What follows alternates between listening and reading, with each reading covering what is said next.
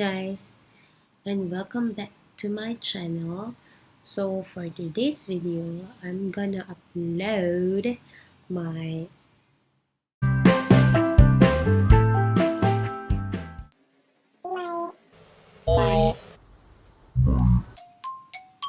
hindi na siya unboxing product na-unbox ko na.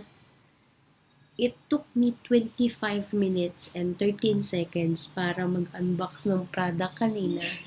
In the end, nalaman ko yung settings ko, medyo may mali. Yung microphone ko, hindi ko masyadong na intense volume. So, ang nangyari,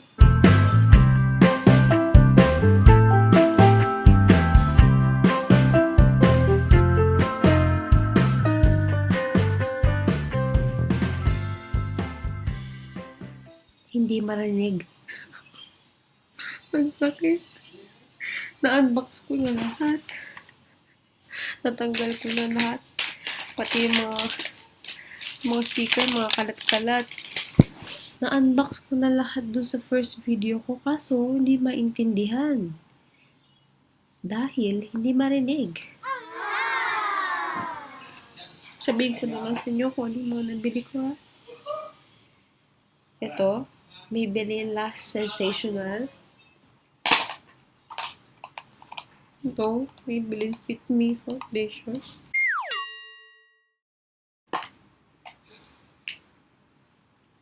Ito pa, Lasting Chic Tint.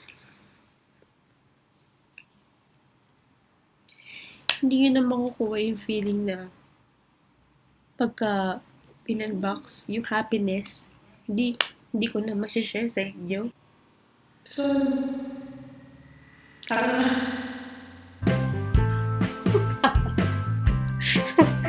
alam niyo, minsan parang nakakaiyak na nakakatawa yung katangahan natin paminsan.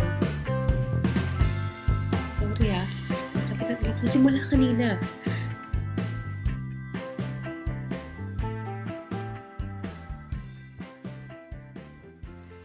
So, ito nga.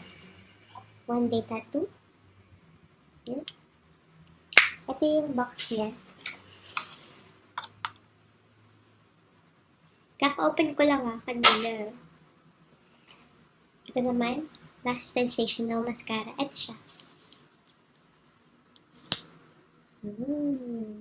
Me likey.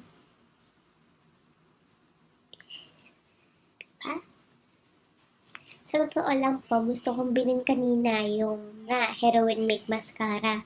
Kaso, naka-sale sa Watsons. There are items na parang naka-label na buy 2 get 1 free. Pero yung Heroin Make Mascara, hindi siya kasama sa discounted items.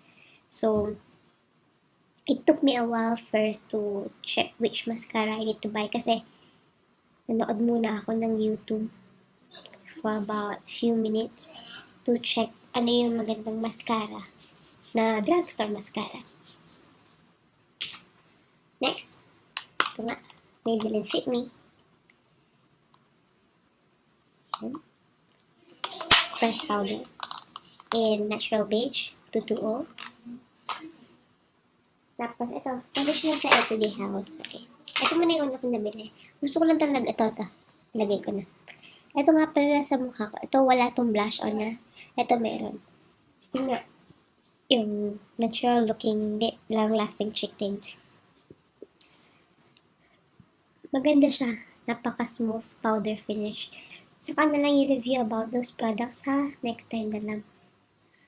Sige, cut ko na tong video. Na-disappoint ako. So, yun lang. Just to share with you guys what I bought for today's off day. Bye!